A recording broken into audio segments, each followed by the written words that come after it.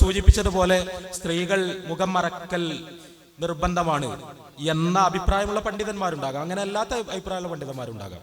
ആ രണ്ട് പണ്ഡിതന്മാർ അവരുടേതായ തെളിവുകൾ ഉദ്ധരിക്കുന്നതുകൊണ്ട് തന്നെ അതിൽ ഏതെങ്കിലും ഒന്ന് മാത്രമാണ് ശരി എന്ന് പറഞ്ഞിട്ട് മുഖം ഒരിക്കലും ഒരു സ്ത്രീ ഒരു പൊതുസ്ഥലത്ത് പ്രദർശിപ്പിച്ചുകൂടാ എന്നൊരു വാശി നമ്മുടെ പരിപാടികളിൽ സ്വാഭാവികമായും നമ്മൾ പറയുന്നുണ്ടാകില്ല. അത് അങ്ങനെ ഖുർആനിൽ നിന്നും ഹദീസിൽ നിന്നും അങ്ങനെ കർക്കശമായി മനസ്സിലാകാത്തതുകൊണ്ട് തന്നെ ഇപ്പൊ സ്ത്രീയുടെ ശബ്ദം ഔറത്താണ് എന്ന് പരിശുദ്ധ ഖുർആനിൽ നിന്നോ തിരുസുന്നത്തിൽ നിന്നോ വളരെ ഖണ്ഡിതമായി മനസ്സിലാകാത്തതുകൊണ്ട് തന്നെ ഒരു സ്ത്രീയുടെ ശബ്ദം എവിടെയും കേട്ടുകൂടാ എന്ന് സ്വാഭാവികമായും നമ്മുടെ പരിപാടികൾ നമ്മൾ പറയുന്നുണ്ടാവില്ല. കാരണം അങ്ങനെ ഞാൻ മനസ്സിലാക്കുന്നുമില്ല. ഒരു സ്ത്രീയുടെ ശബ്ദം തീർച്ചയായും പരിശുദ്ധ ഖുർആൻ കൊഞ്ചിക്കുഴഞ്ഞ് സംസാരിക്കരുത് എന്ന് പറഞ്ഞിട്ടുണ്ട്, സ്വാധീനിക്കാൻ ശ്രമിക്കരുത് എന്ന് പറഞ്ഞിട്ടുണ്ട്, മിതത്വം പാലിക്കണം എന്ന് പറഞ്ഞിട്ടുണ്ടെല്ലാം പറഞ്ഞിട്ടുണ്ട്.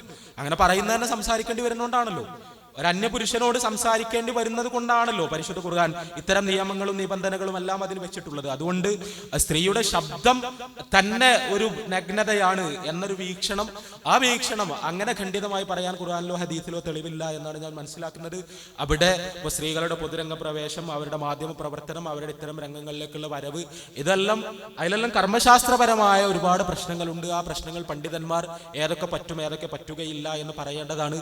അവിടെ സ്ത്രീകൾ പൊതുരംഗത്ത് കടന്നു വന്നുകൂടാ എന്നോ, അവർ മാധ്യമ പ്രവർത്തന രംഗത്ത് ഇടപെട്ടുകൂടാ എന്നോ, അവർ മറ്റെന്തെങ്കിലും പ്രവർത്തനങ്ങൾ നടത്തിക്കൂടാ എന്നോ, സാമൂഹ്യ പ്രവർത്തനത്തിന്റെ മേഖലകളിലേക്ക് കടന്നുപോയിക്കൂടാ എന്നോ ഒന്നും അഭിപ്രായമുള്ള ഒരാളല്ല ഞാൻ. പക്ഷേ എവിടേക്ക് പോവുകയാണെങ്കിലും അവരുടെ ഹിജാബ് പൂർണ്ണമായി ഉണ്ടാകണം, ഇസ്ലാമികമായ മര്യാദകൾ പാലിക്കണം. ഈ അന്യപുരുഷന്മാരുമായി സംസാരിക്കുന്ന സമയത്ത് പരിശുദ്ധ ഖുർആനും തിരുസുന്നത്തും പാലിക്കാൻ പറഞ്ഞ നിബന്ധനകൾ പാലിക്കണം എന്ന് മാത്രമേ ഉള്ളൂ. ആ നിബന്ധനകൾ പലപ്പോഴും മുസ്ലിങ്ങൾ നടത്തുന്ന മാധ്യമങ്ങളിൽ പോലും പാലിക്കപ്പെടുന്നില്ല എന്നത് തീർച്ചയായും സങ്കടകരമാണ്. ആ കാര്യത്തിൽ നമുക്ക് അഭിപ്രായ വ്യത്യാസമൊന്നുമില്ല. അത് ഇങ്ങനത്തെ കുറെ ഫിഖ്ഹ്ക്ക് നമ്മളിങ്ങനെ പോയാൽ എന്തൊക്കെ പറ്റും എന്തൊക്കെ പറ്റൂല എന്ന് ചർച്ച ചെയ്യാൻ നമ്മളിപ്പോൾ സമയം ചെലവാക്കിയാൽ ഇതിപ്പോഴൊന്നും തീരൂല. അപ്പോൾ കുറെ കൂടി നമ്മൾ വിഷയത്തിന്റെ ഒരു ഉള്ളിലേക്ക് വന്നുകൊണ്ടുള്ള ചോദ്യങ്ങൾ ഉണ്ടെങ്കിൽ അങ്ങനത്തെ വിഷയങ്ങൾ ചോദിക്കണം എന്ന് അഭ്യർത്ഥിക്കണം. സഹോദരന്മാരെ, ഏറെക്കുറെ നമ്മൾ അവസാനിപ്പിക്കേണ്ട സമയമായിട്ടുണ്ട്. ചോദ്യങ്ങൾക്ക് ഉള്ള അവസരം വളരെ പരിമിതമാണ് ഇനി ഉണ്ടാവുക. അതുകൊണ്ട് വേഗം മുന്നോട്ട് പോകും. സഹോദരിമാരുടെ ഭാഗത്ത് നിന്ന് വന്ന ഒരു ചോദ്യം: ഇത്തരം സാംസ്കാരിക ച്യുതിയുടെ കാലത്ത് ഒരു പ്രവാസിയായ മുസ്ലിം സ്ത്രീ എന്ന നിലക്ക് അവൾക്ക് എന്ത് ചെയ്യാൻ കഴിയും എന്നതൊന്ന് വിശദീകരിക്കാമോ?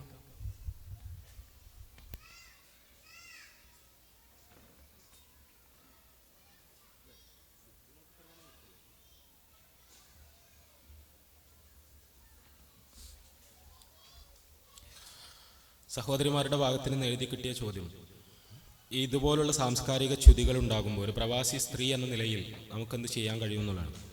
ശരിക്കും സൗദി അറേബ്യയിൽ പകുതി സമാധാനമാണ്. നമ്മൾ എന്തൊക്കെ പറഞ്ഞാലും കണ്ണ് കാട്ടിരാതെ റോട്ടിലിറങ്ങി നടക്കാൻ കഴിയുക എന്ന് പറഞ്ഞാൽ ഇപ്പൊ ശരിക്കും ദുന്യാവിൽ എവിടെയില്ലാത്ത സ്വാതന്ത്ര്യമാണ്. അതൊരു വല്ലാത്ത സ്വാതന്ത്ര്യമാണ്, വല്ലാത്ത അനുഗ്രഹമാണ്. ഇപ്പോൾ വെസ്റ്റേൺ മീഡിയ മൊത്തത്തിൽ സൗദി അറേബ്യ എന്ന് പറഞ്ഞാൽ എന്തോ ഒരു നരകാണെന്നുള്ള കോലത്തിലാണ് ഇവരുടെ എല്ലാം എഴുത്തും വർത്തമാനവും കാര്യങ്ങളെല്ലാം പോകുന്നത്. ശരിക്കും ഞാൻ സ്വാതന്ത്ര്യം എന്നുള്ള വാക്കാണ് ഉപയോഗിച്ചത്. അതിന് അടിമത്തം എന്നാണ് എല്ലാവരും പറയാറുള്ളത്. പക്ഷേ പെണ്ണഗ്നത പരസ്യമായി പ്രദർശനത്തിന് വെക്കപ്പെടാത്ത ഒരു പ്രദേശം ആഗോളവൽക്കരണത്തിന്റെ കാലത്ത് ഇതുപോലെ നിലനിൽക്കുന്നു എന്നത് യഥാർത്ഥത്തിൽ പടച്ചോന്റെ വലിയൊരു അനുഗ്രഹമാണ്. പടച്ചോനെ നിലനിർത്തട്ടെ, നമുക്ക് പ്രാർത്ഥിക്കാം. അവിടെ അത്തരമൊരു പ്രദേശത്ത് ജീവിക്കാൻ കഴിയുന്നു എന്നത് അതിനേക്കാൾ വലിയൊരു അനുഗ്രഹമാണ്. പണ്ഡിതന്മാരുള്ള പ്രദേശത്ത്, അവരുടെ ഉപദേശങ്ങൾ നിർവഹിക്കപ്പെടുന്ന പ്രദേശത്ത്, ഈ രീതിയിലുള്ള പ്രബോധന സംസ്കരണ പ്രവർത്തനങ്ങൾക്കെല്ലാം ഭരണകൂടത്തിന്റെ പിന്തുണയുള്ള ഒരു പ്രദേശത്ത് ഇതുപോലെ ജീവിക്കാൻ കഴിയുന്നു എന്നത് ഇന്നത്തെ കാലത്ത് വലിയൊരു അനുഗ്രഹമാണ്.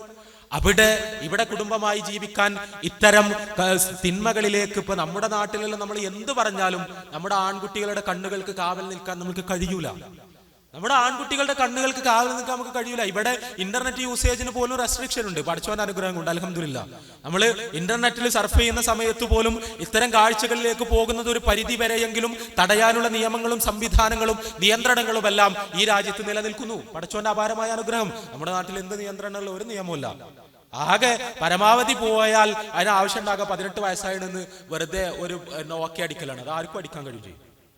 ഇവിടെ ഈ രീതിയിൽ നമ്മുടെ നാട്ടിൽ ജീവിക്കുന്ന ഒരാളെ സംബന്ധിച്ചിടത്തോളമുള്ള അപകടങ്ങളെ അപേക്ഷിച്ച് ഇവിടെയുള്ള അപകടങ്ങൾ താരതമ്യേന കുറവാണ്.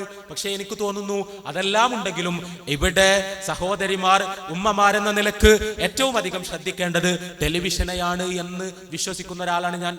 നമ്മുടെ റൂമിൽ ഇവിടെ കുടുംബമായി താമസിക്കുമ്പോൾ സ്വാഭാവികമായും ഹസ്ബൻഡ് പണിക്ക് പോകുമ്പോൾ നമ്മൾ മാത്രം വീട്ടിലാകും. നമ്മൾക്ക് സമയം പോകാൻ വേറെ വഴിയൊന്നും ഉണ്ടാകില്ല, TV തുറന്നു വെക്കല്ലാതെ.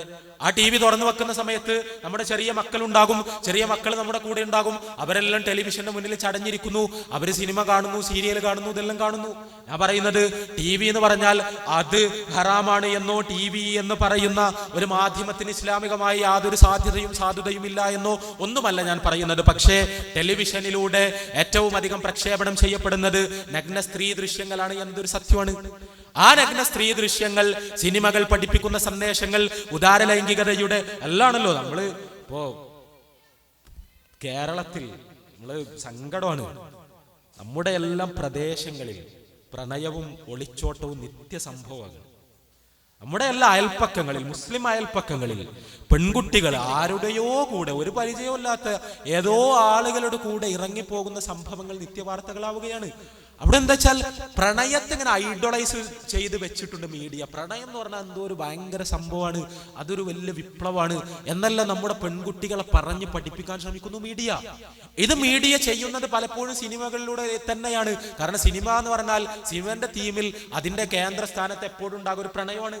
ആ പ്രണയം അത് കണ്ട് വളരുന്ന നമ്മുടെ മക്കൾ, ആ പ്രണയരംഗങ്ങളും പ്രണയചേഷ്ടകളും എല്ലാം നമ്മുടെ മക്കൾ കാണുമ്പോൾ തീർച്ചയായും അവരുടെ തലച്ചോറിൽ ഇത് കുഴപ്പമില്ലാത്ത കാര്യമാണ് എന്ന് എഴുതപ്പെടുന്നു, നമ്മൾ അറിയാതെ എഴുതപ്പെടുന്നു.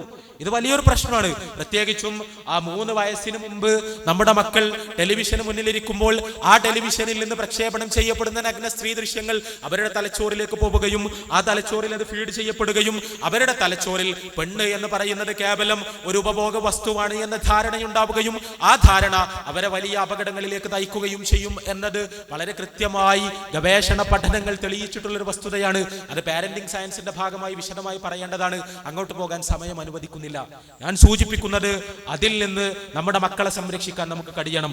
നമ്മുടെ മക്കൾ ഒരിക്കലും ടെലിവിഷന്റെ അടിമകളായിക്കൂടാ. ടെലിവിഷനിൽ കാണാൻ പാടില്ലാത്ത കാര്യങ്ങൾ കണ്ടു വളരുന്ന ഒരു തലമുറ ഇവിടെ ഉണ്ടാവാതിരിക്കാൻ ഏറ്റവും അധികം ജാഗ്രത പുലർത്താൻ കഴിയുക തീർച്ചയായും ഇവിടെയുള്ള ഉമ്മമാർക്കാണ്. അതോടൊപ്പം ഏത് മീഡിയ വന്ന് എങ്ങനെ തലച്ചോറിനെ കേടുവരുത്താൻ ശ്രമിച്ചാലും ഉലഞ്ഞു പോകാത്ത ഒരു ഇസ്ലാമികമായ ബോധം നമ്മുടെ മകന്റെയും നമ്മുടെ മകളുടെയും മനസ്സിനകത്ത് ഊട്ടി വളർത്താൻ ഏറ്റവും അധികം കഴിയുക തീർച്ചയായും ഇവിടെയുള്ള ഉമ്മമാർക്കാണ്. ഉമ്മയിൽ നിന്ന് പകർന്നു കിട്ടിയ മതബോധത്തിന്റെ പാഠങ്ങൾ തളരാതെ മനസ്സിനകത്ത് നിലനിന്നാൽ ആരൊക്കെ ഏതെല്ലാം തലങ്ങളിൽ സാംസ്കാരികമായ ച്യുതികളിലേക്ക് നമ്മുടെ മക്കളെ കൊണ്ടുപോകാൻ ശ്രമിച്ചാലും അവിടെയെല്ലാം പിടിച്ചു നിൽക്കാൻ, ആ ശ്രമങ്ങളെ മുഴുവൻ തകർത്തു കളയാൻ നമ്മുടെ മക്കൾക്ക് കഴിയും. അവിടെ ഉമ്മയിൽ നിന്ന് ദീനിയായ അവബോധം നമ്മുടെ മക്കളിലേക്ക് പ്രവഹിക്കണം. അതോടൊപ്പം ഒരു അന്യ പുരുഷനോട് ഇടപഴകുന്ന സമയത്ത്, അല്ലെങ്കിൽ ഒരു ആൺകുട്ടിയാണെങ്കിൽ ഒരു അന്യ സ്ത്രീയോട് ഇടപഴകുന്ന സമയത്ത് ശ്രദ്ധിക്കേണ്ട കാര്യങ്ങൾ എന്തൊക്കെയാണ്, എന്തെല്ലാം അകലങ്ങൾ നമ്മൾ സൂക്ഷിക്കണം, എന്തെല്ലാം സ്വകാര്യതകൾ സൂക്ഷിക്കണം, എന്തെല്ലാം ആകാം, എന്തെല്ലാം ആയിക്കൂടാ എന്ന് കൃത്യമായി നമ്മുടെ മക്കളെ പഠിപ്പിക്കാൻ നമ്മൾ സമയം കണ്ടെത്തണം. അതെല്ലാ രംഗത്തും ഇപ്പൊ നമ്മുടെ കുടുംബങ്ങളിൽ നിന്നെല്ലാം വരുന്ന വാർത്തകൾ ഇന്നലെ വരെ നമ്മൾ കേട്ടിരുന്നത് അന്യപുരുഷന്മാർ, ഏതൊക്കെയോ ആളുകൾ നമ്മുടെ പെൺകുട്ടികളെ പലതും ചെയ്തു എന്ന വാർത്തകളാണ് നമ്മൾ കേട്ടിരുന്നതെങ്കിൽ ഇന്ന് നമ്മൾ കേൾക്കുന്നത് കസിൻ ബ്രദേഴ്സും കസിൻ സിസ്റ്റേഴ്സും തമ്മിലുള്ള ബന്ധങ്ങളെ കുറിച്ചാണ്, അവിടെയുള്ള പ്രശ്നങ്ങളെ കുറിച്ചാണ്. അവിടെ മൂത്താപ്പാന്റെ മോൻ, എളാപ്പാന്റെ മോൻ, അമ്മായിന്റെ മോൻ നമ്മുടെ മകളുമായി ഈ തരത്തിലുള്ള പ്രവർത്തനങ്ങളിൽ ഏർപ്പെടുന്ന ഞെട്ടിക്കുന്ന വാർത്തകൾ നമുക്ക് കാണേണ്ടി വരുന്നു, കേൾക്കേണ്ടി വരുന്നു. അവിടെ കുടുംബത്തിനകത്ത് ഇസ്ലാം പാലിക്കാൻ പറഞ്ഞ അകലങ്ങളുണ്ട്. അന്യൻ എന്തായാലും അന്യൻ തന്നെയാണ്. അന്യൻ തന്നെയാണ്. ആ അന്യൻ എന്ന നിലക്ക് അവനെ തൊടാൻ പാടില്ല എന്നും പിടിക്കാൻ പാടില്ല എന്നും ആ രീതിയിൽ ഇടപഴകാൻ പാടില്ല എന്നുമെല്ലാം നമ്മുടെ മക്കളെ എഡ്യൂക്കേറ്റ് ചെയ്യാനും പഠിപ്പിക്കാനും നമുക്ക് കഴിയണം. ഇവിടെയെല്ലാം ഈ രീതിയിലുള്ള പ്രവർത്തനങ്ങൾ നിർവഹിക്കാൻ നമുക്ക് കഴിയുകയാണെങ്കിൽ തീർച്ചയായും ഇൻഷാ അല്ലാഹ് വലിയ പരിവർത്തനങ്ങൾ നമ്മുടെ നാട്ടിലുണ്ടാകും. ശരിക്കും ഖുർആനും ഹദീസും തലയിൽ കയറിയാൽ, ഖുർആനും ഹദീസും മനസ്സിൽ കയറിയാൽ തീർച്ചയായും ആര് എങ്ങനെ സ്വാധീനിക്കാൻ ശ്രമിച്ചാലും നമ്മുടെ മക്കൾ വഴിപിഴച്ചു പോവുകയില്ല എന്നതാണ് സത്യം. ഈ ചോദ്യത്തെ ഞാൻ അഭിനന്ദിക്കുന്നു. ഈ ചോദ്യത്തിന് പിന്നിലുള്ള മാനസികമായ വികാര തള്ളിച്ചയെ ഞാൻ മനസ്സിലാക്കുന്നു. സുഹൃത്തുക്കളെ, മുജാഹിദ് വിദ്യാർത്ഥി പ്രസ്ഥാനം, കേരളത്തിലെ MSM ഈ ചോദ്യത്തെയാണ് അഭിമുഖീകരിക്കുന്നത്. ഇവിടെ ഒരുപാട് രക്ഷിതാക്കൾ, ഒരുപാട് മാതാപിതാക്കൾ, മീഡിയ നമ്മുടെ തലമുറയെ അപ്പാടെ മസ്തിഷ്ക പ്രക്ഷാളനം നടത്താനുള്ള പരിശ്രമങ്ങൾ നടത്തിക്കൊണ്ടിരിക്കുന്ന സമയത്ത് അവരുടെ ഇസ്ലാമികമായ സംസ്കാരത്തിനും ധാർമ്മിക ബോധത്തിനും എങ്ങനെ കാവൽ നിൽക്കണമെന്നാണ് MSM ആലോചിക്കുന്നത്. കേരളത്തിലെ പ്രൊഫഷണൽ ക്യാമ്പസുകളിൽ പഠിക്കുന്ന ഒരുപാട് മക്കൾ തീർച്ചയായും ഇവിടെയുള്ള രക്ഷിതാക്കൾക്കുണ്ട്. ആ മക്കളെ കുറിച്ച് തീർച്ചയായും നിങ്ങൾക്ക് ആശങ്കകളുണ്ട്. പ്രത്യേകിച്ചും പ്രൊഫഷണൽ ക്യാമ്പസുകളിൽ വളരെ തുറന്നൊരു അന്തരീക്ഷമാണുള്ളത്. അവിടെ ആൺകുട്ടികളും പെൺകുട്ടികളും തമ്മിൽ നടക്കുന്ന വർത്തനങ്ങൾ പലപ്പോഴും നമുക്ക് സങ്കല്പിക്കാൻ കഴിയാത്ത അവസ്ഥകളിലേക്ക് പോകാറുണ്ട്. അവിടെ പ്രൊഫഷണൽ ക്യാമ്പസുകളിലേക്ക് പോകേണ്ട എന്ന് തീരുമാനിക്കാൻ നമുക്ക് എന്തായാലും കഴിയില്ല.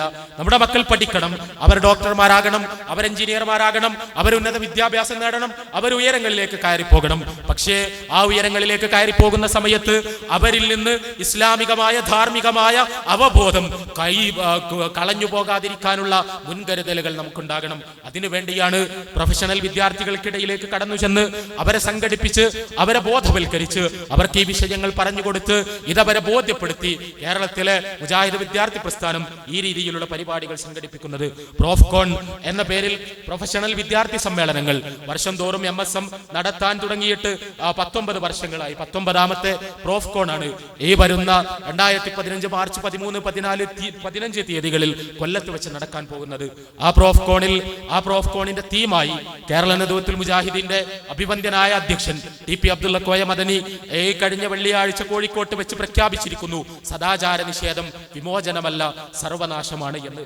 സദാചാര നിഷേധത്തിന്റെ പാഠങ്ങൾ നമ്മുടെ മക്കളുടെ മുന്നിലേക്ക് വരുമ്പോൾ അത് അപകടമാണ് എന്ന് അവരെ ബോധ്യപ്പെടുത്താനുള്ള അവസരമായി ഈ പ്രോഫ്കോണിന്റെ പ്രചരണ പ്രവർത്തനങ്ങളും അതിന്റെ ഭാഗമായി നടക്കുന്ന സെഷനുകളുമെല്ലാം ഉപയോഗിക്കണമെന്ന് മുജാഹിദ് പ്രസ്ഥാനത്തിന്റെ നേതൃത്വം നമ്മളോട് നിർദ്ദേശിച്ചിരിക്കുന്നു.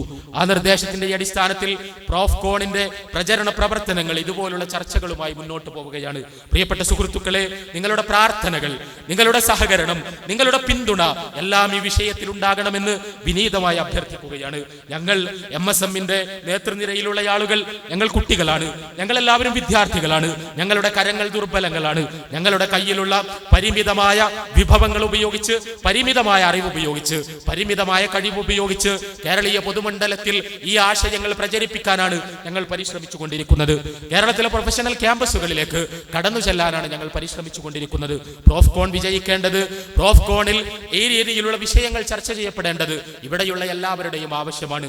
ഇവിടെയുള്ള മാതാപിതാക്കൾ, നാട്ടിൽ പഠിക്കുന്ന വിദ്യാർത്ഥികൾ, പ്രത്യേകിച്ചും ഡിഗ്രി പ്രായത്തിലുള്ള വിദ്യാർത്ഥികൾ, അതിൽ വീണ്ടും സവിശേഷമായി പ്രൊഫഷണൽ കലാലയങ്ങളിൽ പഠിക്കുന്ന വിദ്യാർത്ഥികൾ നിങ്ങൾക്കുണ്ടെങ്കിൽ നിർബന്ധമായും ഇന്നു തന്നെ നിങ്ങൾ വിളിച്ചു പറയണം.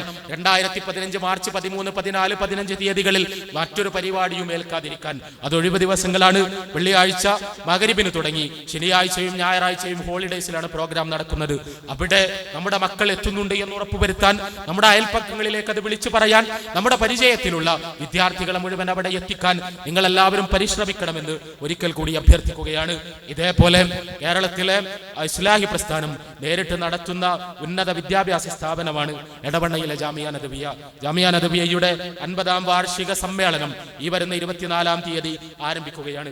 24-ാം തീയതി ആരംഭിച്ച് 28-ാം തീയതി അവസാനിക്കുന്ന സമ്മേളന പരിപാടികളിൽ സമൂഹത്തിന് ഉപകാരം കിട്ടുന്ന, ഇസ്ലാമികമായ വെളിച്ചം നൽകുന്ന ഒരുപാട് വിഷയങ്ങൾ ചർച്ച ചെയ്യപ്പെടാനിരിക്കുന്നു. തീർച്ചയായും നിങ്ങൾ ഇവിടെയാണ്. നിങ്ങളിൽ പലർക്കും ആ പ്രോഗ്രാം അറ്റൻഡ് ചെയ്യാൻ കഴിയില്ല. പക്ഷേ അതിന്റെ കൂടെ മാനസികമായി നിൽക്കാൻ, ആ പരിപാടികൾ നിങ്ങൾ ഇന്റർനെറ്റ് സംവിധാനങ്ങൾ ഉപയോഗിച്ച് കാണാൻ പരിശ്രമിക്കണം എന്നുകൂടി അഭ്യർത്ഥിക്കുകയാണ്. ഈ വിഷയം നിങ്ങളുടെ മനസ്സിലുണ്ടാകണം. ആര് ഏത് രീതിയിൽ ഉദാര ലൈംഗികതയുടെ വർത്തമാനങ്ങളുമായി കടന്നു വന്നാലും, അതാണ് സ്വാതന്ത്ര്യം എന്ന് പഠിപ്പിക്കാൻ ശ്രമിച്ചാലും, യഥാർത്ഥത്തിൽ വിവാഹമാണ് സ്വാതന്ത്ര്യം, കുടുംബമാണ് സ്വാതന്ത്ര്യം. അവിടെയാണ് യഥാർത്ഥത്തിലുള്ള മനുഷ്യന്റെ ലൈംഗികത പുഷ്കലമാകുന്നത്, ആസ്വാദികരമാകുന്നത് എന്ന് മനസ്സിലാക്കുകയും അതിന് പുറത്തുള്ള എല്ലാത്തരം ലൈംഗിക ആസ്വാദനങ്ങളും പാപമാണ് എന്ന് തിരിച്ചറിയുകയും ചെയ്യാൻ പടച്ച തമ്പുരാൻ നമ്മളെ എല്ലാവരെയും അനുഗ്രഹിക്കുമാറാകട്ടെ. അതിന് ഈ പ്രോഗ്രാം നിമിത്തമായി തീരട്ടെ. ഇത്ര നേരം ഈ സംസാരത്തിലും ചോദ്യോത്തരത്തിലുമെല്ലാം ഇരുന്ന, ഇതിൽ പങ്കെടുത്ത നിങ്ങൾക്കെല്ലാവർക്കും പടച്ച തമ്പുരാൻ പ്രതിഫലം നൽകട്ടെ എന്ന് പ്രാർത്ഥിച്ചുകൊണ്ട് നിർത്തുന്നു. വാഖിർ ദഅവാന അൽഹംദുലില്ലാഹി റബ്ബിൽ ആലമീൻ. അസ്സലാമു അലൈക്കും വറഹ്മത്തുള്ളാഹി വബറകാതുഹു.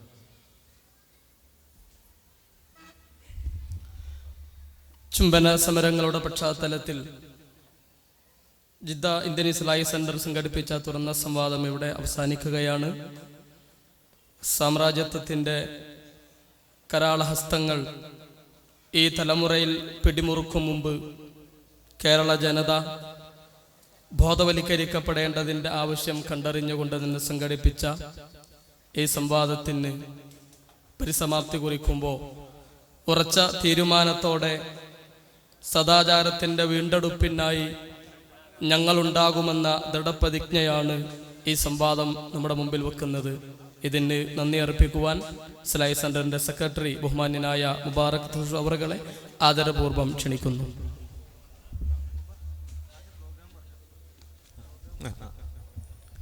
അസ്സലാമു അലൈക്കും വറഹ്മത്തുള്ളാഹി വബറകാതുഹു. അൽഹംദുലില്ലാഹ് വസ്സലാത്തു വസ്സലാമു അലാ റസൂലില്ലാഹ് വഅലാ ആലിഹി വഅസ്ഹാബിഹി അജ്മഈൻ. അമ്മാ ബഅദ്. ജിദ്ദ ഇന്ത്യൻ ഇസ്ലാഹി സെന്റർ മലയാളികളുടെ ഹൃദയമായ ഷർഫിയയിൽ ഇതുപോലെ ഒരു പരിപാടി നടത്തുവാനും ആ പരിപാടിയിൽ എനിക്കും നിങ്ങൾക്കും പങ്കെടുക്കുവാനും അനുഗ്രഹിച്ച സർവശക്തനായ നാഥനെ ആദ്യമായി സ്തുതിക്കുന്നു. അൽഹംദുലില്ലാഹ്. വളരെ വിശദമായി സദാചാര നിഷേധം വിമോചനമല്ല സർവനാശമാണ് എന്ന വിഷയം നമുക്ക് വേണ്ടി സംസാരിച്ച MSM സംസ്ഥാന പ്രസിഡന്റ് മുസ്തഫ തൻവീറിനും അതുപോലെ തന്നെ ഈ പരിപാടി ഉദ്ഘാടനം ചെയ്ത മഹത്ഭക്തി അദ്ദേഹത്തിൻ്റെ സാന്നിധ്യത്തിലും അതുപോലെ അദ്ദേഹത്തിൻ്റെ പ്രസംഗം നമുക്ക് വേണ്ടി പരിഭാഷ നടത്തിയ നമ്മുടെ സഹോദരൻ ഒസാമ മുഹമ്മദ്, നമ്മുടെ മോഡറേറ്റർ ഷിഹാബ് സലഫി, മീഡിയ പ്രതിനിധികൾ, ജിദ്ദയിലെ മറ്റു സംഘടനാ പ്രതിനിധികൾ, എല്ലാവർക്കും ജിദ്ദ ഇന്ത്യൻ ഇസ്ലാഹി സെന്ററിന് വേണ്ടി നന്ദി അറിയിക്കുകയാണ്. അതുപോലെ തന്നെ വളരെ ക്ഷമയോടുകൂടി തുടക്കം മുതൽ ഈ പരിപാടിയിൽ പങ്കെടുക്കുകയും അത് വളരെ യഥാവിധി മനസ്സിലാക്കുകയും ചെയ്ത എല്ലാ സഹോദരി സഹോദരന്മാർക്കും കുട്ടികൾക്കും ഇസ്ലാഹി സെന്ററിന് വേണ്ടി നന്ദി അറിയിക്കുകയാണ്. ഇൻഷാ അല്ലാഹ് അടുത്ത വെള്ളിയാഴ്ച 26-ാം തീയതി മഗ്‌രിബ് നമസ്കാര ശേഷം ജിദ്ദ ഇന്ത്യൻ ഇസ്ലാഹി സെന്റർ ഓഡിറ്റോറിയത്തിൽ വെച്ച് സംഘടിപ്പിക്കുന്ന പഠന ക്യാമ്പ്, അതിൽ നിങ്ങളെല്ലാവരും പങ്കെടുക്കണമെന്നും വളരെ വിനയപൂർവ്വം അഭ്യർത്ഥിക്കുകയാണ്. പ്രഗത്ഭരായ 3 പണ്ഡിതന്മാർ ജവഹർ ഐനിക്കോട്, നാസറുദ്ദീൻ റഹ്മാനി, അബ്ദുൽ അസീസ് സുല്ലമി യാംബോ, ഈ 3 പണ്ഡിതന്മാരുടെ വിവിധ വിഷയങ്ങളോടുകൂടിയ ക്ലാസുകൾ ഇൻഷാ അല്ലാഹ് നാം അവിടെ നടത്തുന്നതാണ്. അതുകൊണ്ട് തന്നെ എല്ലാ സഹോദരി സഹോദരന്മാരും അടുത്ത വെള്ളിയാഴ്ച 26-ാം തീയതി ഇസ്ലാഹി സെന്ററിൽ എത്തണമെന്നും ഇസ്ലാഹി സെന്റർ നടത്തിക്കൊണ്ടിരിക്കുന്ന മറ്റു ക്ലാസുകളിൽ പങ്കെടുക്കണമെന്നും അഭ്യർത്ഥിച്ചുകൊണ്ട് അധ്യക്ഷന്റെ അനുമതിയോടുകൂടി ഈ പരിപാടിയുടെ അവസാനിച്ചതായി അറിയിക്കുകയാണ്. വ ആഖിറു ദഅവാന അൽഹംദുലില്ലാഹി റബ്ബിൽ ആലമീൻ. സുബ്ഹാനകല്ലാഹുമ്മ വബിഹംദിക് അഷ്ഹദു അല്ലാ ഇലാഹ ഇല്ലാ അൻത വസ്തഗ്ഫിറുക വഅതൂബു ഇലൈക്. അസ്സലാമു അലൈക്കും വറഹ്മത്തുള്ളാഹി വബറകാതുഹു.